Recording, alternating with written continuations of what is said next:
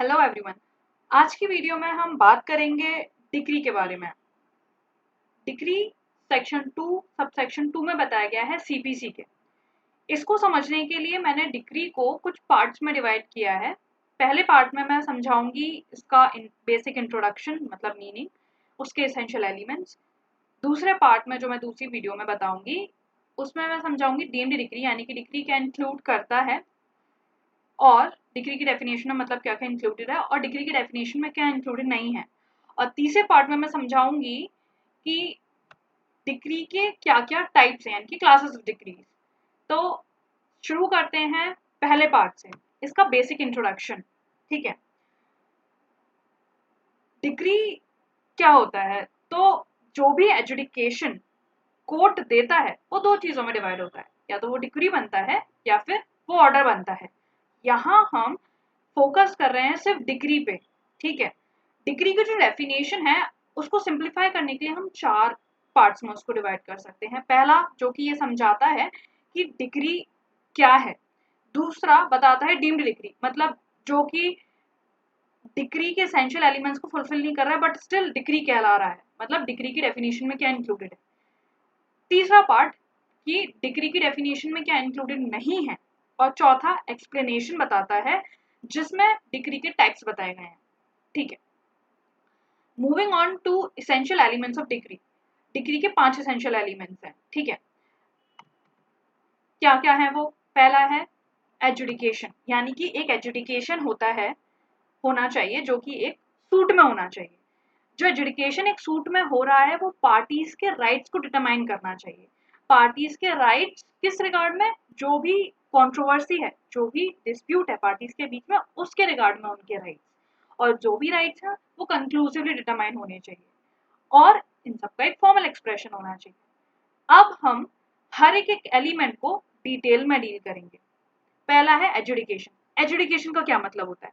Adjudication का मतलब है judicial determination of matter in dispute. Judicial determination का क्या मतलब है? यानी कि डिटर्मिनेशन कोर्ट द्वारा। किसके द्वारा? कोर्ट के द्वारा।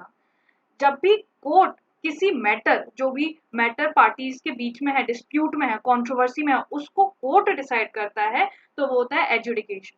अगर हम यहाँ बात करें किसी ऑफिसर ने डिसाइड कर दिया जो कि कोर्ट नहीं है, तो क्या वो एजुडिकेशन कहलाएगा? नो। अगर किसी एडमिनिस्ट्रेटिव मैटर पे है तो क्या वो एजुडिकेशन कहलाएगा? नो। क्यों? क्योंकि यहाँ पे कोर्ट द्वारा एक जुडिशियल डिटर्मिनेशन होना चाहिए। Moving on to another point that is suit. Suit का मतलब क्या होता है?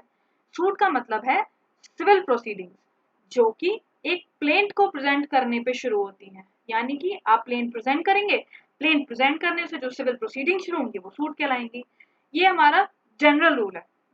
ठीक है, पर यहाँ पे कुछ एक्सेप्शन आ जाते हैं, जैसे कुछ एक्ट्स हैं जिनमें स्पेशल प्रोविजन दे रखा है कि आपको एप्लीकेशन को ट्रीट करना है एक सूट की तरह, यानी कि एक प्लेंट की तरह, जो कि एक सूट बनेगा। जैसे हिंदू मैरिज एक्ट हो गया, इंडियन सक्सेशन एक्ट हो गया।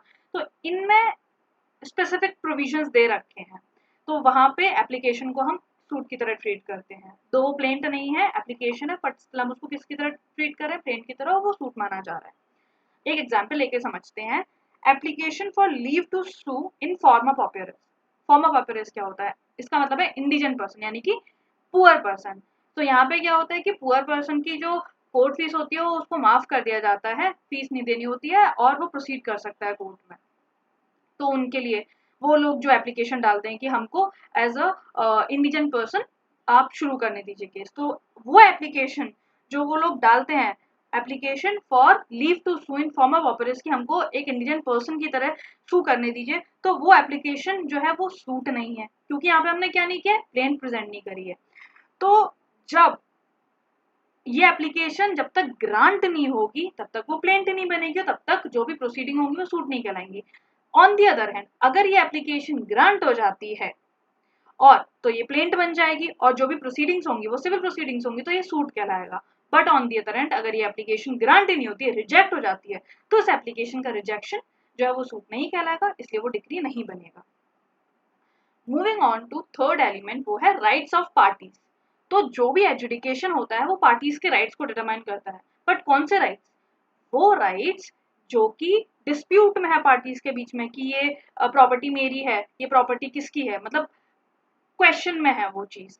तो वो जो डिस्प्यूट में मैटर है, जो कंट्रोवर्सी में मैटर है, उसके रिगार्ड में पार्टीज के राइट्स। तो अगर हम देखें तो यहाँ पे दो चीज हमको दिख रही है मेन, राइट्स और पार्टीज। तो पार्टीज क्या होंगी, प्लेंटिफ, डिफेंडेंट। बट जैसे कुछ एक्सेप्शन जैसे इंटरप्लीडर सूट, उसमें कंटेस्टिंग डिफेंडेंट्स भी पार्टीज डीम करे जाते हैं, बट जनरली कौन सी पार्टीज हैं, प्लेंटिफ और डिफेंडेंट। ठीक है। और दूसरा है राइट्स।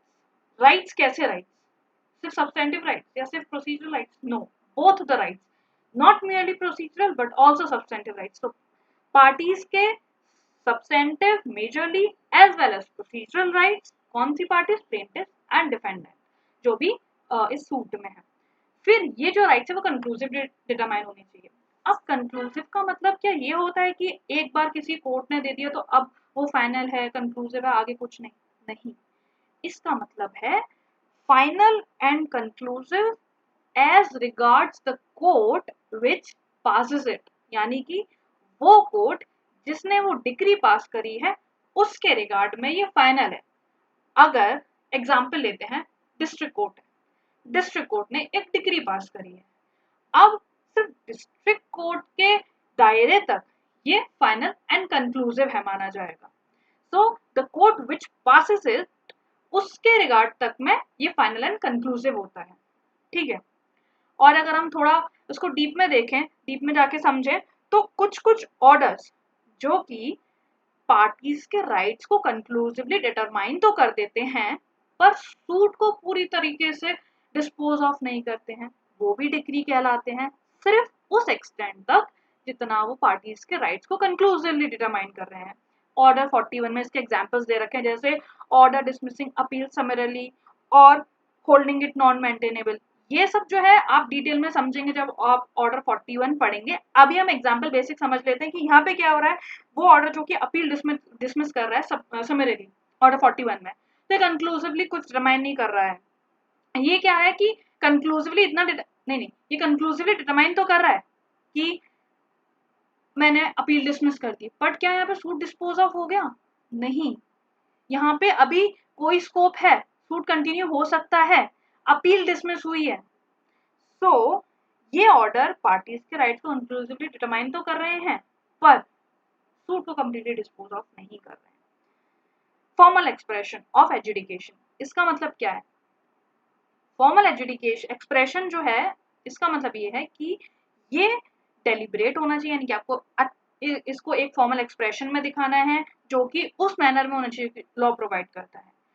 फॉर्मल एक्सप्रेशन का अगर मतलब मैं डिग्री के सेंस में देखूं तो इसका मतलब ये है कि डिग्री का कोई पर्टिकुलर फॉर्म नहीं है, बट एक रिक्वायरमेंट है। वो रिक्वायरमेंट क्या है, वो ये है कि डिग्री जजमेंट को फॉलो अप करती है, यानी कि जजमेंट को फॉलो करेगी और सेपरेटली जजमेंट के अकॉर्डिंग उसको डिग्री को ड्रॉ कर दिया जाएगा। ये डिग्री के पांचों एलिमेंट्स हैं। एजुडिकेशन का क्या मतलब, जुडिशियल डिटर्मिनेशन यानी कोर्ट के द्वारा डिटरमाइन करना। सूट यानी कि प्लेंट को प्रेजेंट करने से जो भी सिविल प्रोसीडिंग शुरू हुई। पार्टीज के राइट्स यानी कि प्लेंटिफ और डिफेंडेंट के जो भी सब्सटेंटिव एंड प्रोसीजरल राइट्स हैं।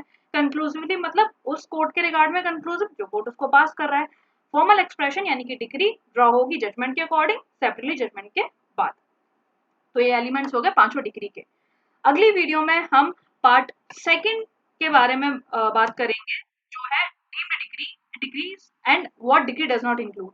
ये हम अगली वीडियो में बात करेंगे। That is this is all for today. Thank you guys.